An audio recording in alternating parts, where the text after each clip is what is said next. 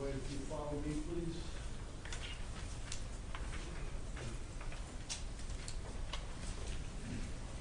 This way, sir, we're going to go right by the court reporter. We're going to go up the ramp to the stage.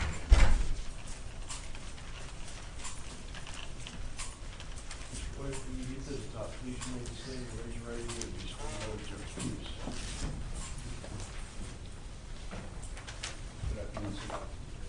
If you raise your right hand, sir. Do you solemnly swear and will affirm the testimony you are about to give will be the truth, the whole truth, and nothing but the truth, so help you God? See if you would, Mr. White. Mr. White, this young lady sitting in front of me is court reporter.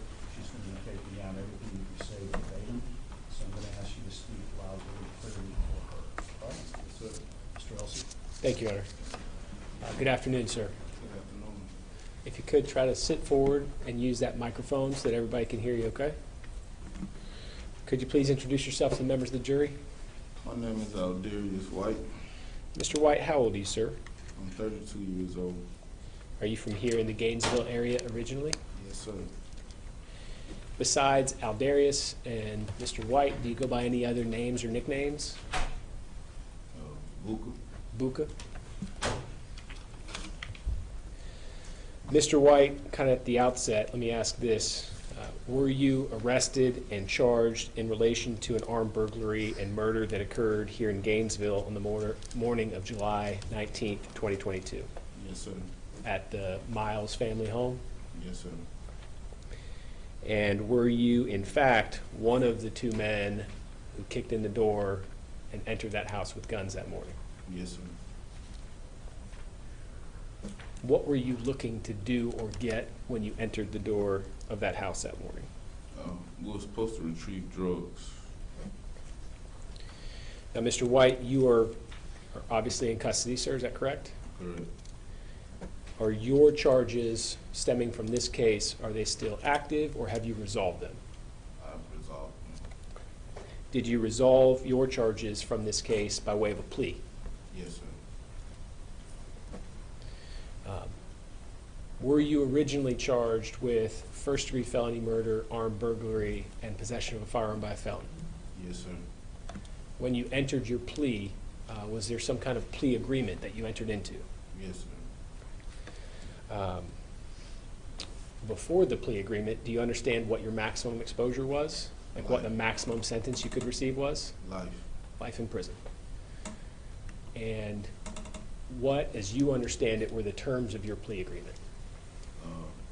To testify and tell the truth about what happened that day. Okay. And who sent us to do it that day. Okay. When you entered your plea, were you allowed to plead to a lesser charge of second-degree murder? Yes, sir. And did you plead to the other two charges, the armed burglary and the possession of a firearm? Yes, sir. When you entered that plea, did you receive an agreed-upon sentence? Yes, sir. What was your sentence, or what is your sentence for that plea? 50 years with 25 mandatory. 50 years in prison Yes, sir. and 25 years minimum mandatory. Yes, sir. So your understanding that that 25-year minimum mandatory is for discharging a firearm that resulted in death during the crime? Yes, sir. Now, as part of that plea agreement, you've mentioned that you have a requirement that you testify truthfully. Yes, sir. Do you understand what would happen to your plea agreement and your sentence if you were to come into court today and lie? It would void my plea agreement and I would be resentenced. And you understand that when you were resentenced, you would go back to facing life in prison? Yes, sir.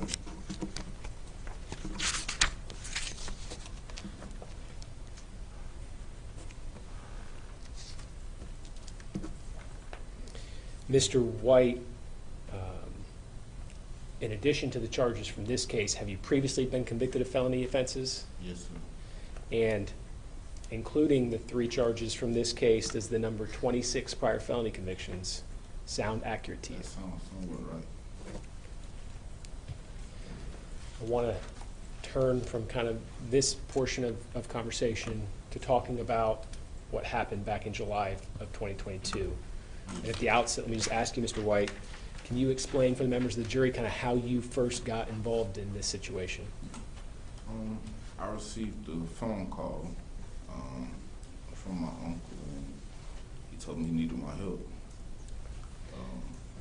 I gave him my location, and he came. When I met him at the car, Let me slow you down a little bit, Mr. White. We're going to take kind of piece by piece. You said you got a phone call from your uncle. Who is your uncle that you're referring to? Jason Ward. All right. When did you receive this first phone call in relation to when the burglary took place? Sometime that night. The night before the burglary in the morning? Yes, sir. And do you remember how he first got in touch with you? He called the mother of my child phone on Facebook Messenger. Okay. And what was the initial conversation Mr. Ward had for you? He had a lick, and he needed my help. Okay. Did you express that you were interested, willing to help? I told him to pull up on me, which come see me. After that initial conversation, did your uncle, Mr. Ward, show up where you were at? Yes, sir. After you said you sent him your address or location? Yes, sir. Where was that? In Harbor Cove. Okay. Before we get much further, you've mentioned that Mr. Ward is your uncle. Can you just kind of tell me a little bit about that relationship? He's like my big brother. So y'all have been close throughout your life? Yes, sir. Now, you've mentioned that during that initial conversation via phone, you knew that this was about a lick. Yes, sir. And you know a lick to be what? A robbery. A robbery. Something along those lines? Something of that sort. Okay. So when Mr. Ward says he's coming to pick you up for that, do you do anything to prepare yourself for what you're about to go do? I got dressed. Okay. What type of clothing did you put on for the purpose? Black attire. And in addition to the dark clothing, did you bring anything else that you thought you might need for the lick? I brought some gloves. What type of gloves? Latex. And did you bring anything to cover either your head or your face? I had a face mask that I was able to pull up and cover everything except my eyes. Okay. So did Mr. Ward ultimately come to Harbor Cove to pick you up? Yes, sir. And when he did so, was he in a vehicle? Yes, sir. Do you know what vehicle that was? From my understanding, that was Miss Lucky's vehicle. Do you know what type of vehicle it was or what it looked like? I believe it was gray. A small four-door car. Small gray four-door. Yes, sir. Did you get into the vehicle immediately, or is there conversation before that? He told me to get in the back, and once I got in the back, it was someone sitting in the front seat and someone sitting next to me in the back seat. In addition to Mr. Ward? Yes, sir. So there's a total of 4 of you in the car at that point. Yes, sir. I know you know Mr. Ward. Did you know the other 2 people that you got into the car with? No, sir. Had you ever met either of those 2 people before that moment that night? No, sir. Over the course of the next several hours, did you come to know who those people are or get some kind of name for them? Yes, sir. Who were those 2 other people? Godzilla and Lucky. When you say Lucky, do you now know that to be Tiara Lucky? Yes, sir. And when you say Godzilla, do you now know the identification of that individual? Patrick Watson. But at the time, you did not know it. No, sir.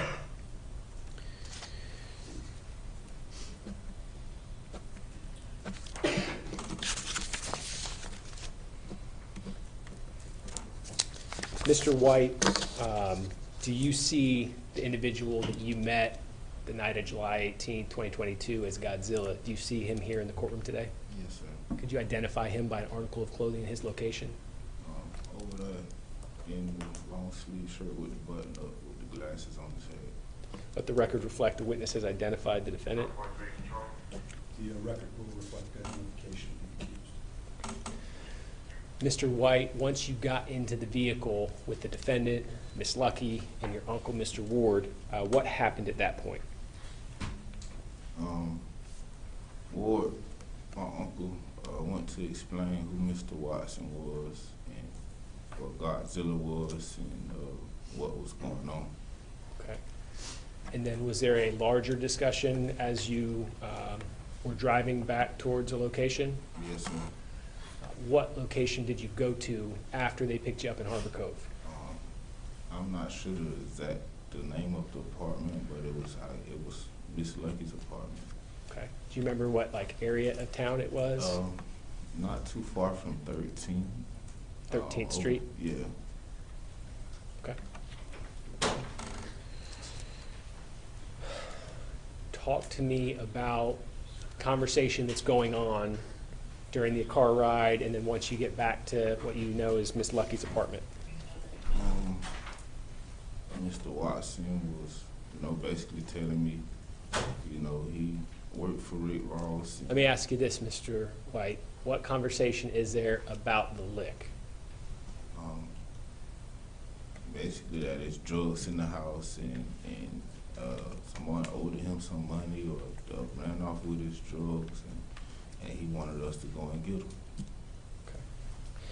Is there conversation during this time period about what was in the house to be got? It was supposed to be bricks of cocaine, bricks of Molly, and a large amount of money. And who is describing those items that are in the house to you? Mr. Watson. During this portion of the conversation, is there talk about the house and what y'all are going to do and how you're going to make entry or any of that kind of stuff? No, sir. Not at that point. Not at that point. But it was made clear to you that the defendant wanted you guys to get this stuff from the house for him. Yes, sir.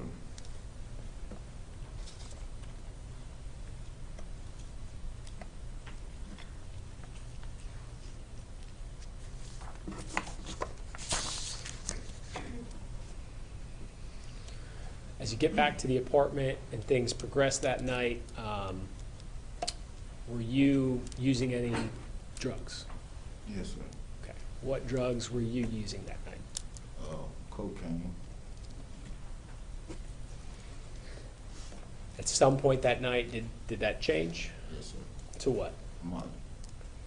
Is Molly something back then that you would typically use? No, sir. What about the rest of the group? Were they using drugs? Yes, sir. What drugs were they using? Molly.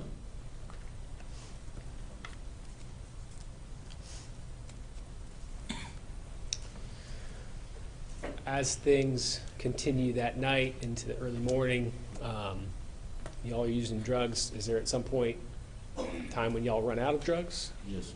What happens at that point? Make a phone call to a friend of mine and I'm going to retrieve some more drugs. Did you go by yourself? No, sir. Who went with you? Lucky. And then, does there come a time later even that a female becomes involved? Yes, sir. Talk to me about that. That's Sarah. That- It's Sarah Jacobs. Okay. How did that come about, conversation about a female? Mr. Watson was asking did I know any females that was willing to party or hang out. I told him I knew one.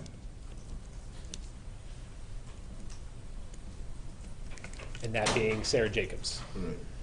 Sarah Jacobs is somebody that you knew prior to that night? Correct. And what was kind of the relationship or situation that you had with Miss Jacobs up to that point? We left to go get her, me and Ward. I meant the kind of relationship that you had with her up to that Just point. a friend, we partied, we hung out. Hook up Yeah, hook up, occasionally? yeah. So after this conversation, Mr. Watson's expressing interest in some females, you offer up the potential that you could get Miss Jacobs there. Correct. Did you reach out to Miss Jacobs? Yes, Was she receptive? Was she interested in coming to join you? yes. Do you do something to get her to the apartment? I went and got her. Okay. Who went with you to get Miss Jacobs? Ward. Mr. Ward. Yeah. Did you take Miss Lucky's car? Yes. Do you recall where you picked Miss Jacobs up from? Cedar Ridge. When you returned, after you picked up Miss Jacobs, did you return to Miss Lucky's apartment? Yes. When you and Mr. Ward walked in with Miss Jacobs, who was present at the apartment? Tierra and Watson. We've heard prior testimony, there's a white female that arrived. Is that Miss Jacobs? Correct. How did Miss Lucky respond to you guys bringing Miss Jacobs over? She was upset. Made that known? Yeah, she was upset. She didn't, like, it's her house. Ain't nobody asked her shit. No.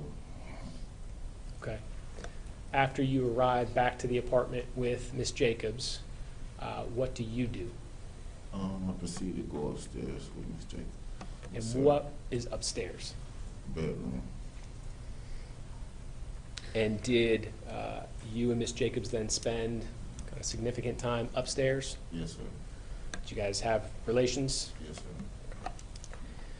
Now, during the time period that you're at the apartment and Miss Jacobs is there, were there any point when somebody else attempted to hit on or get with Miss Jacobs? Yes, sir. Can you tell us about that? Pat, Mr.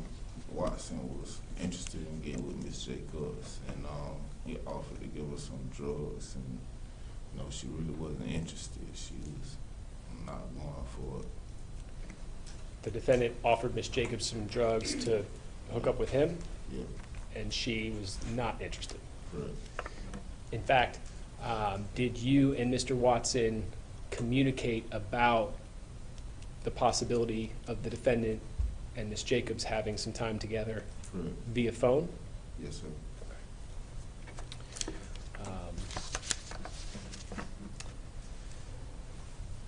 I know you said that you didn't know the defendant prior to that night. How is it that you get to a point where you all are communicating by phone that night? I'm not really sure how I got his number, or he got, I don't remember how, if I gave him my number or he gave me his number, but we went to text. I believe it was texting because Ward's phone was off. Okay. So at some point, you and the defendant exchange numbers, and that's how you're communicating about him and Miss Jacobs. Right.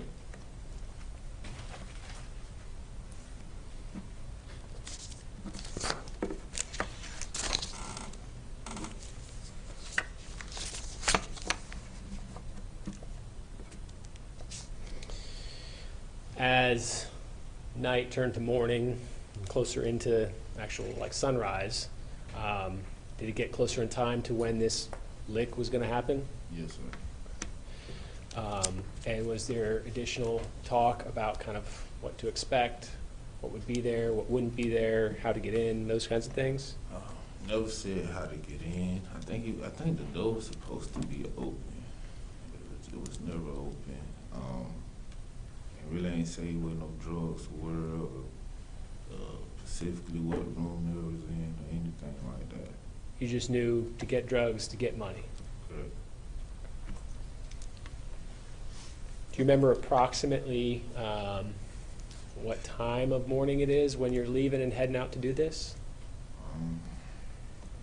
I would say it was after 6 a.m., somewhere in 26, 7. Starting to get close to sunrise? Correct. Now that you're leaving the apartment to go do this lick, is Miss Jacobs still there? Yes.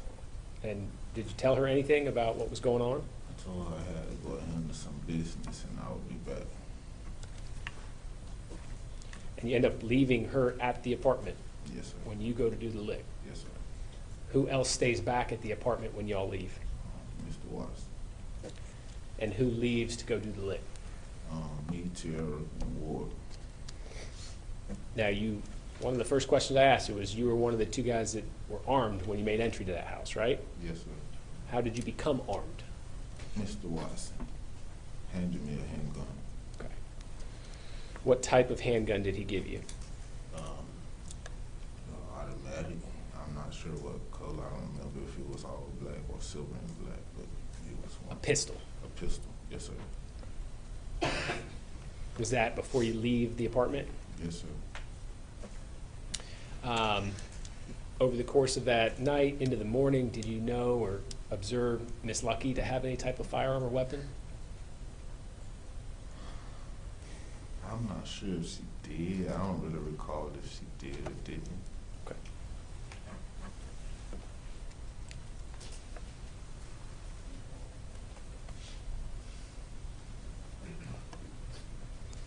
Aside from the clothing and the items that you've described bringing with you from your place to go out and do this lick, did you add any additional clothing or layers? In the car, it was an orange long sleeve, and Miss Lucky suggested that I should put it on so I don't look so suspicious.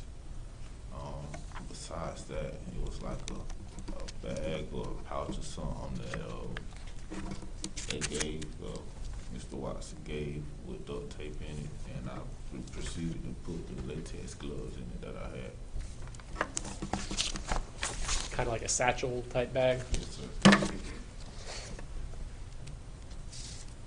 Did you have some understanding from the conversations you guys had about why the defendant was sending you all to go into the house versus going himself?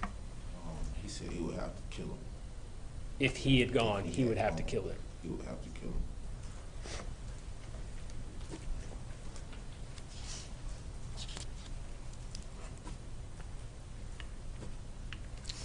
On the way from the apartment towards the house, where were you in the vehicle? I was sitting in the back seat. And was Miss Lucky driving? Correct.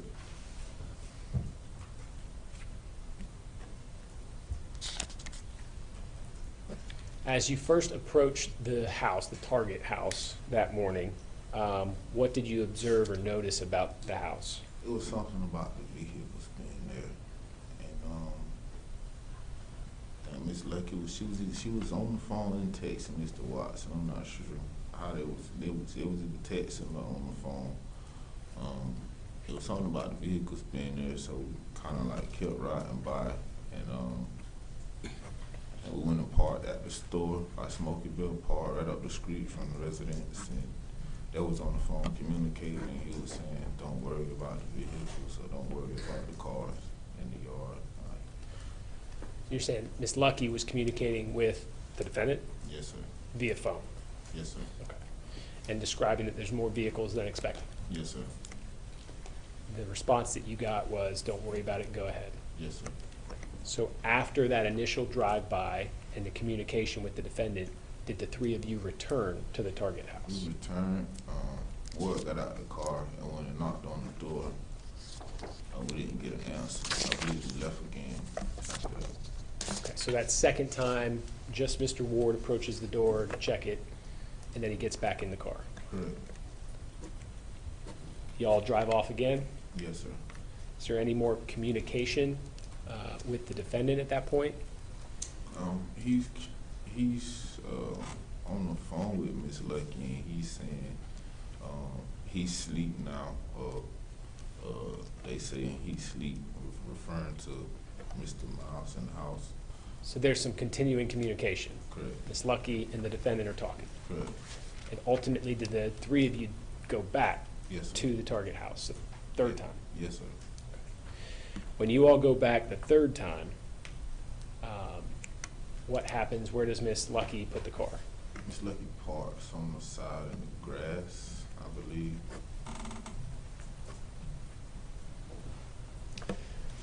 We've talked about the fact that you communicated with the defendant over the phone that night, early morning. Yes, sir. Did you have your phone with you in Miss Lucky's car? Yes, sir. What did you do with your phone when you got out to go do the lick? Do you remember? I think I set it in the side, pocket of the door, so. Okay. Of the door you were at, so like the back seat. Yes, sir. Is that like a TCL phone? Yeah.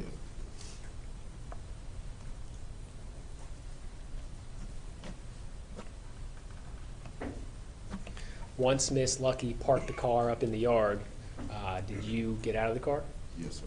with your gun? Yes, sir. that you got from the defendant? Yes, sir. Did Mr. Ward get out of the car with his? Yes, sir. And did you approach the front door? Yes, sir.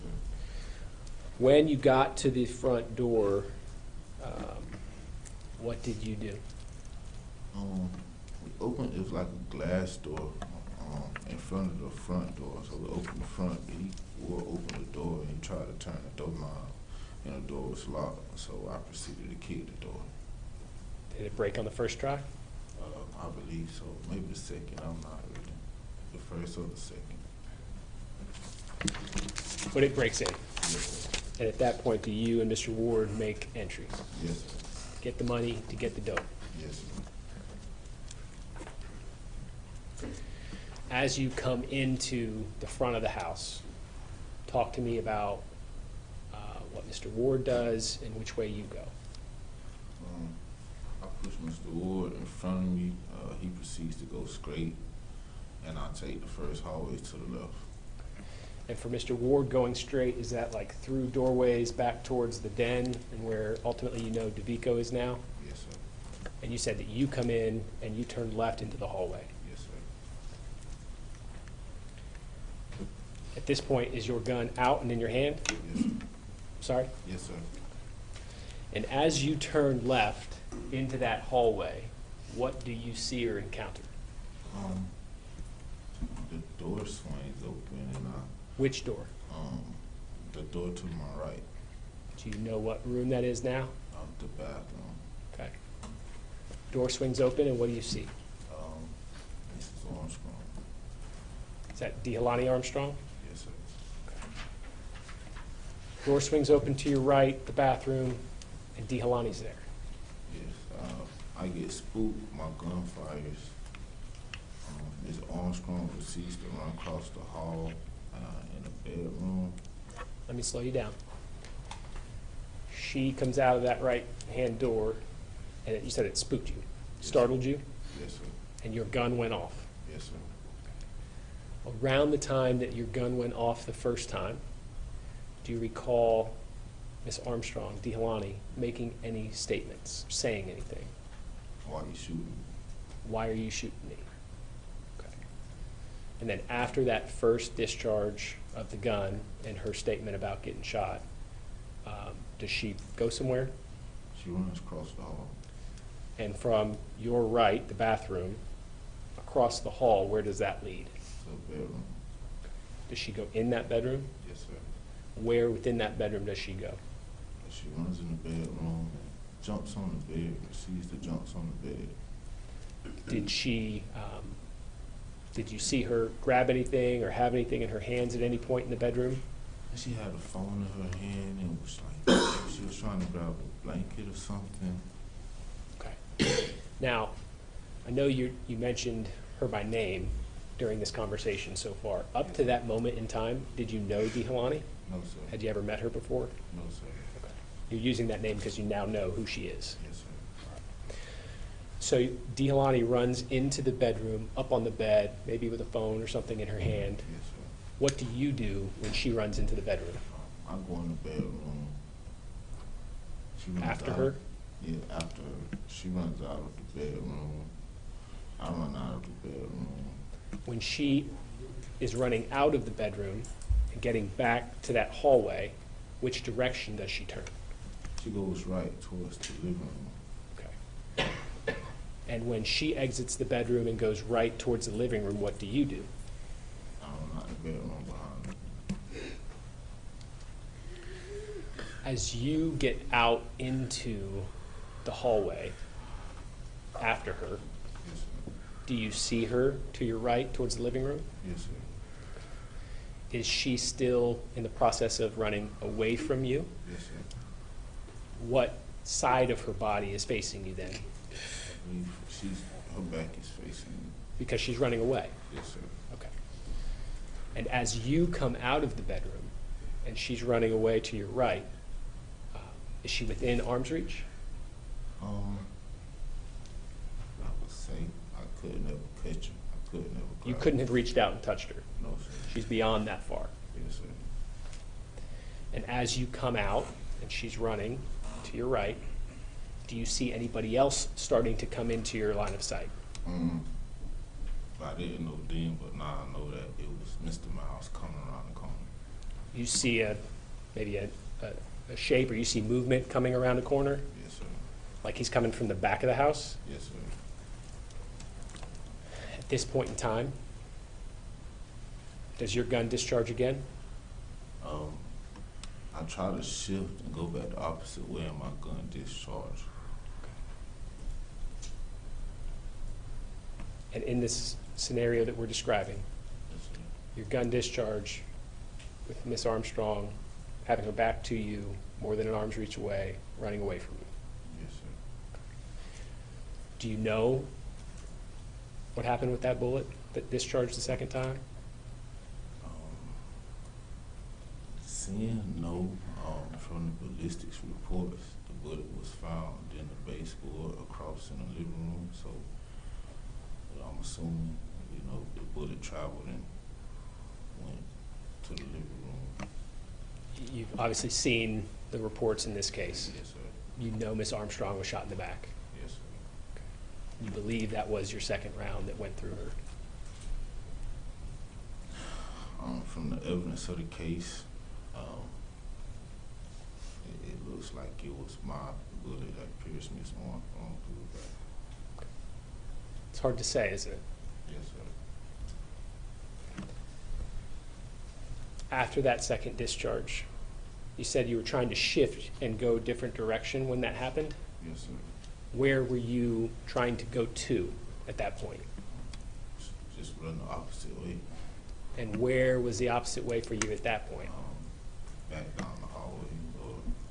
I think I ran and went through the jump out the bathroom window, but Okay. it was the opposite way. So, away from the living room, and you go across the hall into that bathroom.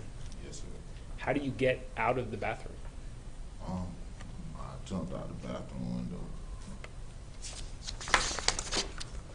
Like through the glass? Yes, sir. As you are changing directions, running through the bathroom, jumping out the bathroom window, do you hear any gunshots behind you? Yes, sir.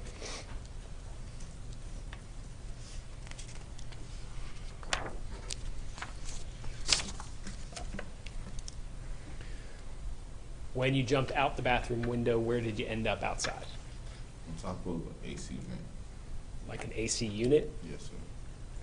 And then from there, where did you go? I jumped up and ran around to the front of the house and attempted to flee from the scene. So around like the corner of the house and out front? Yes, sir. Did you have to jump like a fence to get out front? No, sir. As you are getting out into the front yard, are you running towards the street? Yes, sir.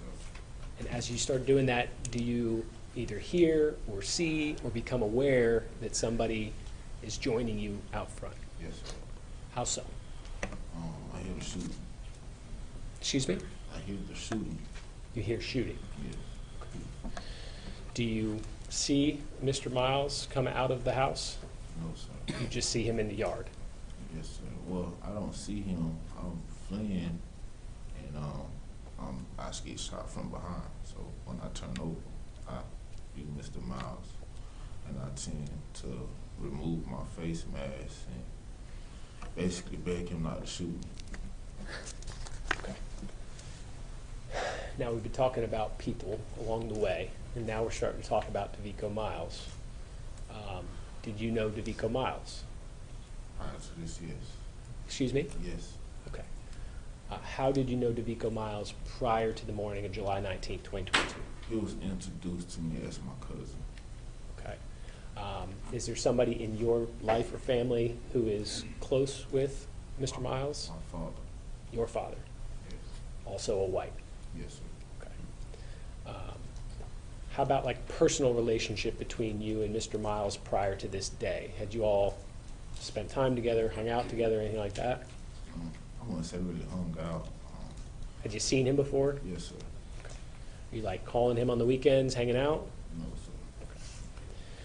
But when you see him coming out of the house, you know it's him. Yes.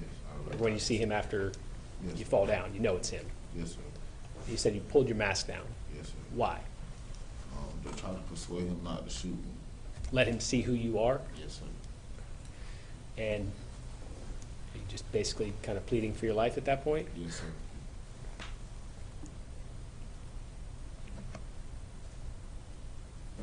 After you got shot, did Mr. Miles come and kind of like stand over you Yes, sir. during a conversation? Yes, sir. What did he ask you, if anything, during that? He didn't ask me anything. No? No, he didn't ask me anything. I told him that I didn't know it was his spot on my father or my daddy, which was the exact words. And he said, "Fuck you," and shot me anyway. After you had been shot and you had this encounter with DeVico out in the street, did he go back into his house? I believe he talked to the neighbor's house and then went back to his house. Okay. And what did you do once he left you alone? I jumped up out the street, proceeded to run. I flipped across the fence and I made it through the backyard. I made it through the front yard. I flipped across the fence and went through their backyard. And I went to someone's front door and went through beating and knocking on the door, begging them to call the police. I had just been shot. You basically end up collapsing in that yard Yes, sir. with a hose or something? Yes, sir. I told them I was thirsty, and they told me it was a water hose on the side of the house. And I kind of crawled to the side of the house, and I don't remember if I cut the water hose on or not, but that's what I was. Okay. And then very shortly thereafter, do some police officers locate you Yes, sir. and begin giving you treatment? Yes, sir. Did you get transported by EMS to the emergency room from there? Yes, sir. Were you shot twice during this incident? Yes, sir. And where were those gunshot wounds that you suffered? I was shot in my buttocks and my stomach. Do you know the severity of the injuries that you had and kind of what was entailed? After I came to at the hospital, I learned that I had open heart surgery. The bullet pierced my heart and stopped. I had half of my stomach removed, half of my intestines removed, and I lost my left kidney. We've seen some photos of you in the hospital. It looked like you were split open, basically, kind of your whole center line. Yes, sir. Is that right? Yes, sir. Mr. White, before we get much further, when you were describing everything that you recall happening in the house and specifically in the hallway, I didn't hear you mention anything about the master bedroom and kind of the end of the hall. Do you recall going back there and doing any additional shooting or looking for anybody? No, sir. You don't recall that? No, sir.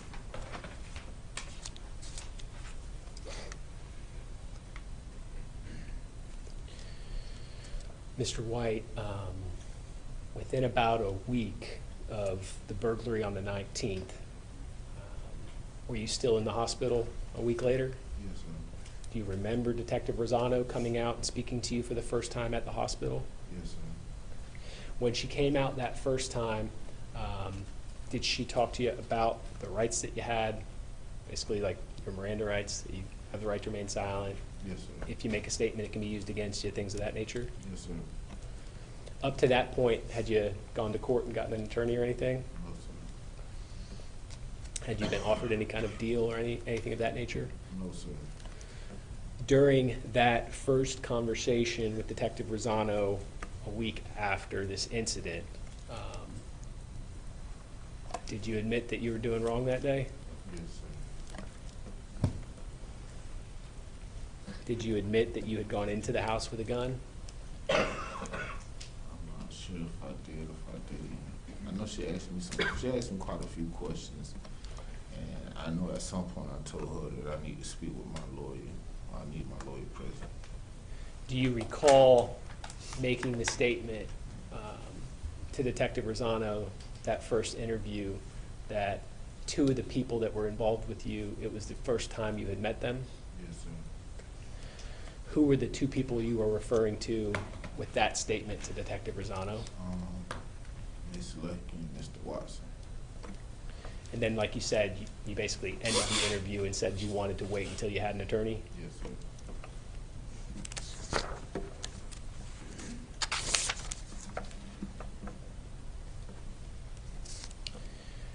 After that initial conversation in the hospital, how long were you in the hospital for, do you remember? I believe a little over 3 weeks, if I recall correctly. And then from the hospital directly to the jail? Yes, sir. After you went to the jail, did you volunteer or agree to provide additional information to law enforcement by way of like a proffer? Yes, sir. And do you recall actually giving two different proffers throughout the course of the case? Yes, sir. If I said October of 2022 and May of 2025, do those sound like accurate timeframes for when you spoke with law enforcement? Yes, sir. At the time you made those two proffers, had you been promised anything by the state? No, sir. Had you have any kind of plea deal No, sir. at that point? No, sir. What did you understand the proffer to be from your perspective?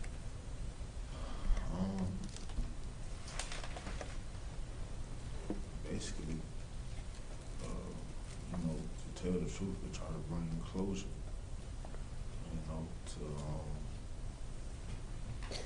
try to bring this family some kind of peace.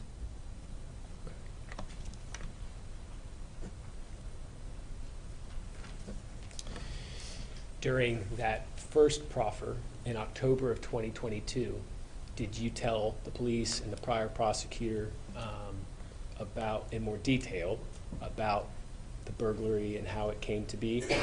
Yes, sir. Did you identify the other individuals that were involved in it with you? Yes, sir. Did that include you identifying the defendant, Mr. Watson? Yes, sir. Was there a part of that October 2022 interview where you were definitely not truthful? Yes, sir. What part of your proffer was that? I was saying I didn't remember certain things because I didn't want to involve myself or relive the moment as far as in me coming in contact with Mrs. Armstrong or my gun firing at the scene. Is it fair to say you basically claimed you had amnesia for Objection, leading. Finish the question, please. for the time period you were in the hallway? Yes, sir. I'll allow the question. I was saying that I didn't remember.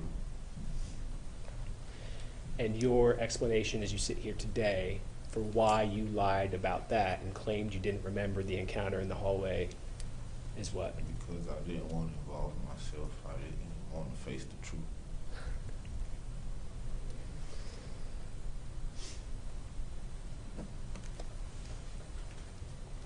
Did you always actually remember that you encountered Miss Armstrong in the hallway Yes, sir.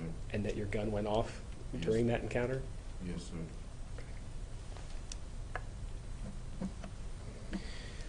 When you provided the second proffered statement in May of 2025, did you admit that fact?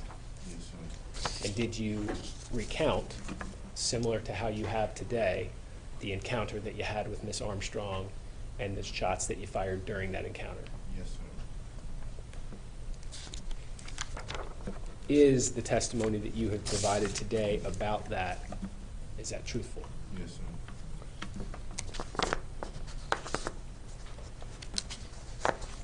May I have a moment, Your Honor? Yes.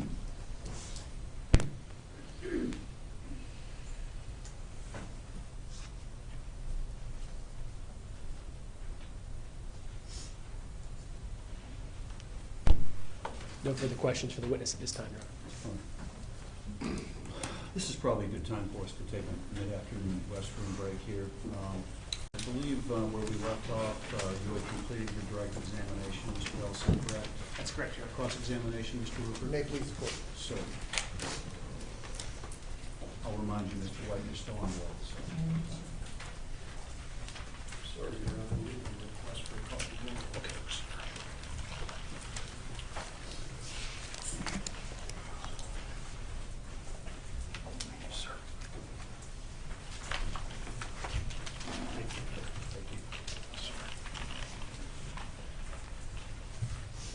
May it please the court, Your Honor.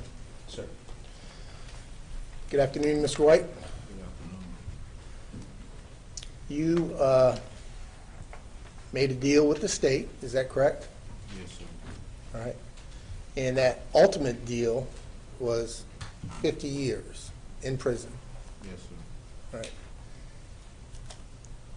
And you made the deal because you didn't want to do a life sentence. Yes, sir. I didn't want to face up to a life sentence, correct? And you got 50 years because the state wants you to testify, is that correct? Yes, sir. And you and your attorney worked out that deal, correct? Yes, sir. 50 years with the first 25 mandatory, right? Yes, sir. And if you go off that script, they will revoke that 50 years, and you'll be facing life again, won't you? Yes, sir.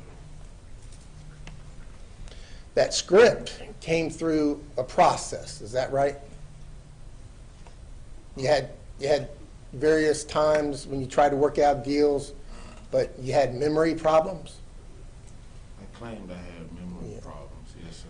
and the prosecutors saw right through that and called what you used the term BS, right? Correct. Right. So they knew you were BSing them the whole time Correct. by faking a bad memory. Correct. And that was originally, you were going to work out a deal by testifying at a grand jury, is that right? Correct. And you did testify. Yes, sir. And when you got done testifying, when you testified, you were put under oath, weren't you? Yes, sir. Just like you were put under oath today, Yes, sir. right? Nonetheless, being sworn to testify at the grand jury, you lied. Right? Not that I recall. Well, that's why you didn't get the deal, because you didn't recall, which the prosecutors called BS, right?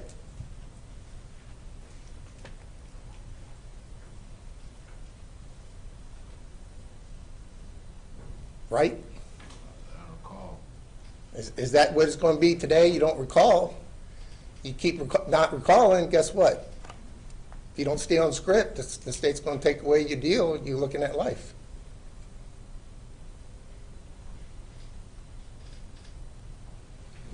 So you don't recall lying to the grand jury under oath. No, sir. I don't recall lying to the grand jury on the oath about Mr. Watson telling us to go and do these things. No, Well- sir, I don't. But if you'd have told the truth, you would have got the deal you were looking for. I mean, that's why you testified in front of the grand jury, right? There was no deal Your Honor, at at this the point, I'm time. going to object and ask that we approach.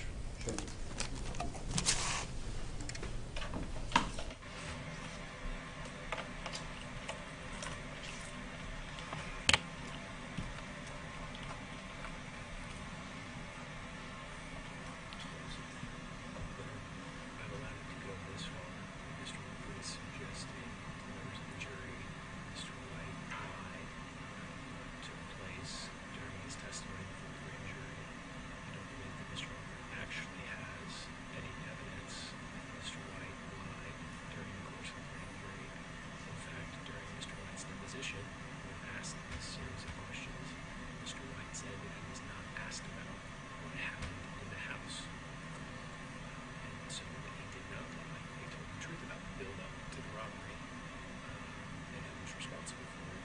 And he was just simply not asked about what happened in the house. I believe that's because the state attorney at the time knew he was going to perjure himself and did not want to put that on the record. So now Mr. Cooper is suggesting to the grand jury or to this jury that he lied when he in fact did not, when Mr. Cooper has no good faith basis to suggest that he did. I think that's a problem. Mr. Woodford. I was under the impression that he didn't tell the whole truth, and we don't tell the whole truth, that's lying. If he's not asked a question. Well, I wouldn't know, I wasn't at the grand jury. Right, To so the best of your knowledge, he didn't lie. the thing that you need to know as we all know about grand jury proceedings is, number one, they're closed and completely private.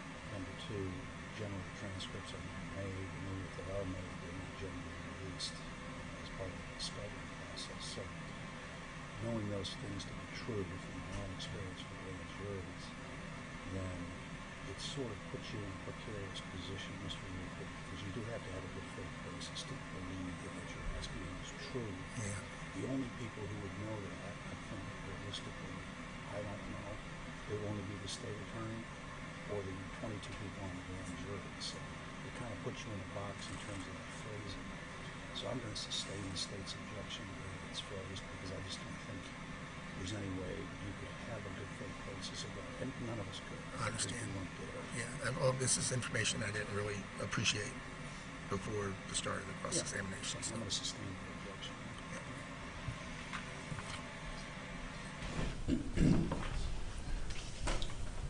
The prosecution's objection is sustained.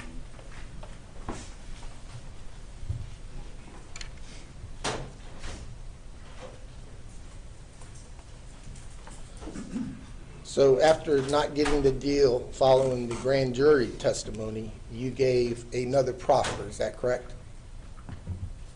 Yes, sir. I didn't receive no deal.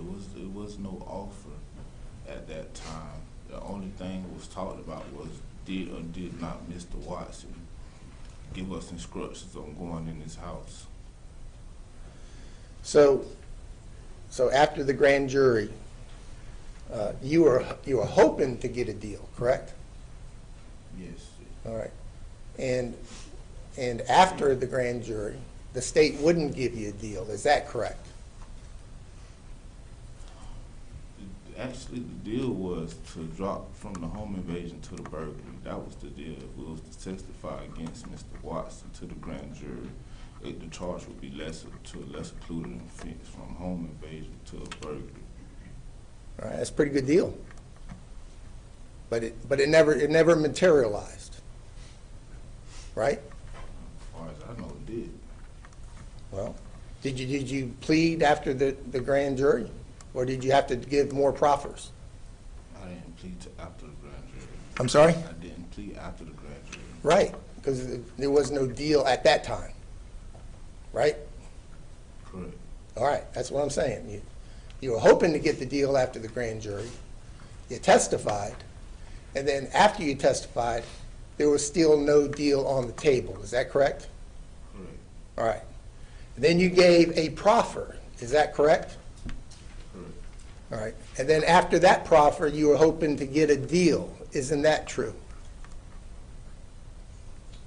Yes, sir. All right. And there was no deal forthcoming, correct? Correct.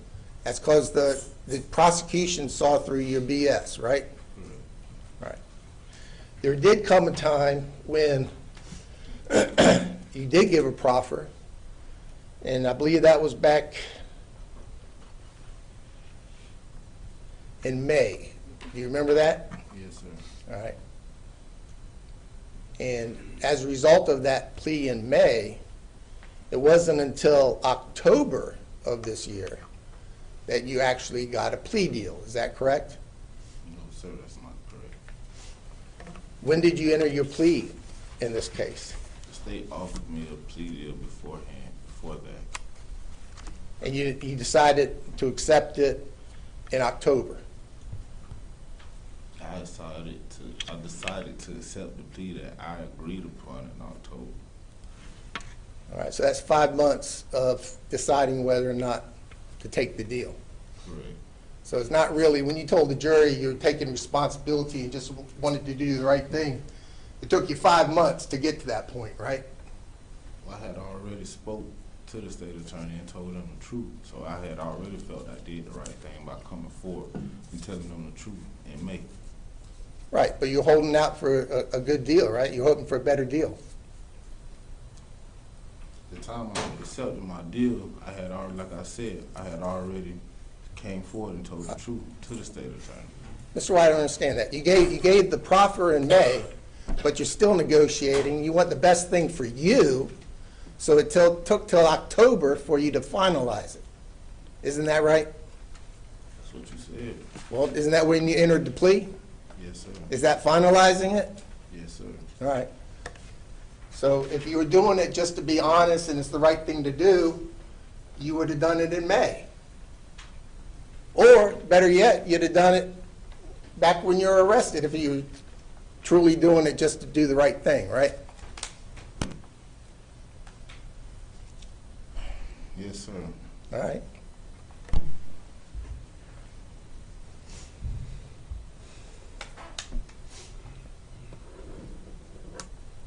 You've known Jason Ward your whole life, Yes, sir. all right? And he knows about, I may not know you have 26 convictions, but he knows you're in the game, right? You're somebody you can go to get licks done. No, sir. Never did that before. Mr. Ward, knowing you, decides to, hey, I'm going to bring you into it. You say, come on over, right? I said, pull up on me. Pull up on me, come on over. Yeah, I want to hear about it, right? Yes, sir. Right. And you hear that it's Dovico Miles, right, is the target? No, not right then. No, sir. Well, you do hear that it's Dovico Miles eventually, right? At the door, yes, sir. Yeah, and you have known Dovico Miles from before, is that correct? Yes, sir. And you knew him to be a big-time Gainesville drug dealer, correct? No, sir, I don't. You know Dovico Miles, but you don't know him in that way? No, sir. Like I told you, when he was introduced to me, he was introduced to me as my cousin. I know big-time drug dealer. Yeah. You have 26 convictions. You don't know Dovico Miles is a big-time drug dealer in Gainesville, Florida? No, sir. Okay.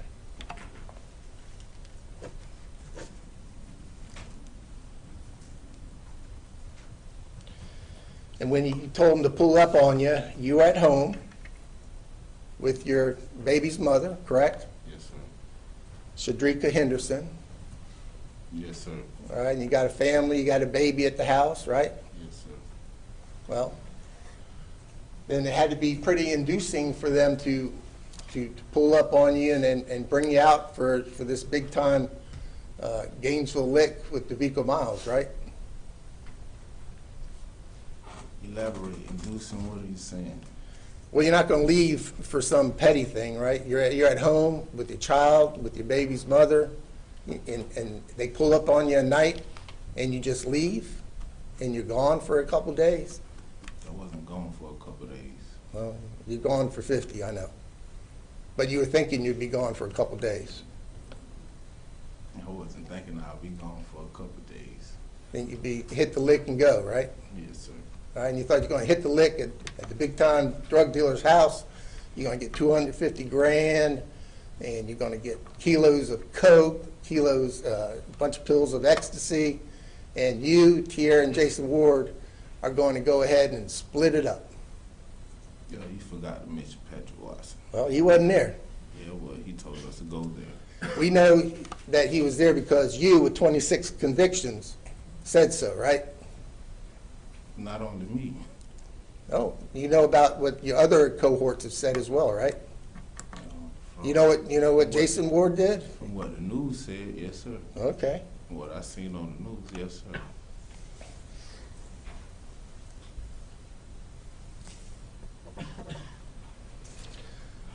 The three of you figured you hit the gold mine. You found somebody that lived at the house, and you got information that there was some drugs in the house, and you all set up the plan to go ahead and hit the lick, didn't you? We didn't set up a plan, anything. Mr. Watson gave us the plans. Oh, Mr. Watson, with his family there, he's the one that gave you the plan. Yes, sir. You gave information, you got information from Tierra Lucky, you got information from Jason Ward. And then just in talking with Mr. Watson, you knew that there was possibly some drugs and money in the house, right? I got information directly from Mr. Watson. And when you decided, and Tierra decided, and Jason Ward decided to go ahead and hit that house, you were going to hit it hard, right? You brought a firearm, you brought duct tape.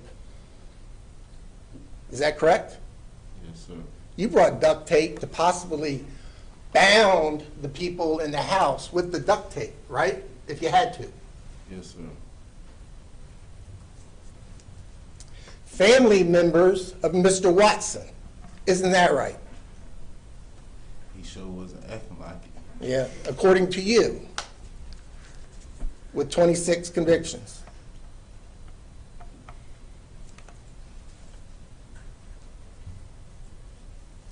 When you had the firearm and you're in it, where did you keep it? On my waistline. On your waistline? Yes, sir.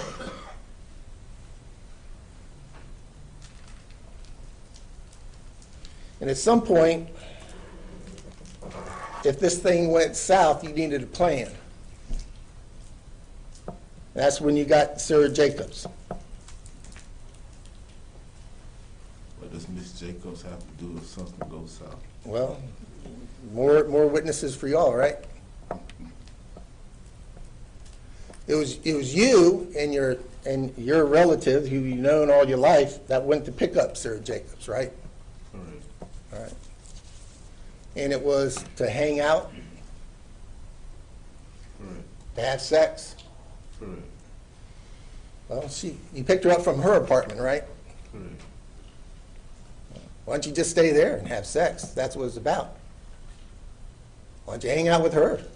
Why are you going to bring her back here? What's the purpose of bringing Sarah Jacobs over to Tierra Lucky's house? Makes no sense. Like I stated before, Mr. Watson asked me, did I know anyone that was willing to hang out?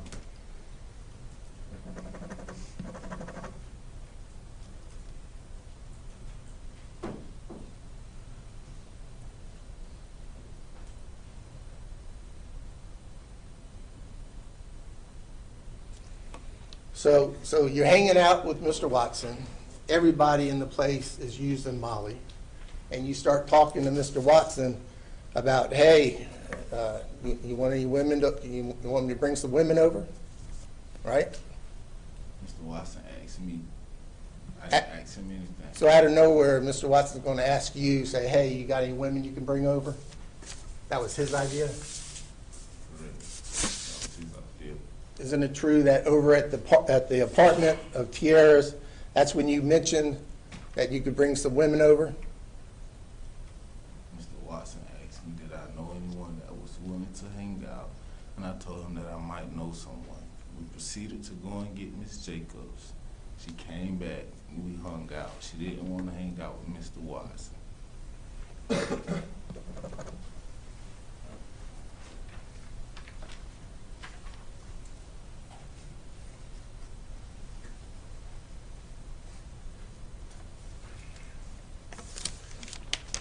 Isn't it true that Mr. Watson had absolutely no planning in this home invasion?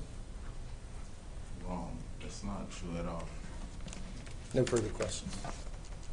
Thank you, Mr. Rupert. Any redirect, Mr. Johnson? Yes, Your Honor. Mr. White, the terms of your plea agreement are that you do what if called to testify? Tell the truth. Testify truthfully, tell the truth. Yes, sir. Have I ever given you a script and said that this better be what you say? No, sir.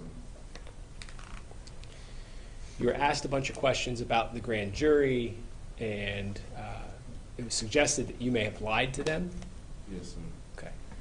Did you lie when you testified under oath before the grand jury? No, sir. At that point in time, is it true that you had not yet admitted to remembering the encounter with Miss Dihalani? Phrase the question for me. Back at the time of the grand jury when you testified, at that point in time, had you admitted to the police and to the prosecutor that you remembered encountering Dehalani and discharging your firearm? No, sir, I didn't. And at the grand jury, were you asked any questions about what happened in that hallway? No, sir. What were you asked about at grand jury? I was asked about Mr. Watson and what role he partook in this situation. And when you were under oath before the grand jury, did you answer questions truthfully about this defendant orchestrating this burglary? Yes, sir. Did you ever, at any point, from day one in the hospital to today, did you ever lie about the fact that this defendant was the one who planned this burglary? No, sir. From the beginning, you talked about the two people you met the first night there. Correct. From your testimony at the grand jury, you talked about him planning the burglary. Correct. And in every proffer you've given since, you've talked about him, this defendant, planning this burglary. Correct. Have you ever wavered in that? No, sir. Is that the truth? Yes, sir. Did he put the gun in your hand Yes, sir. and send you in that house? Yes, sir. No further questions. Mr. Rossi, any brief remarks, Mr. Hoover? Just brief.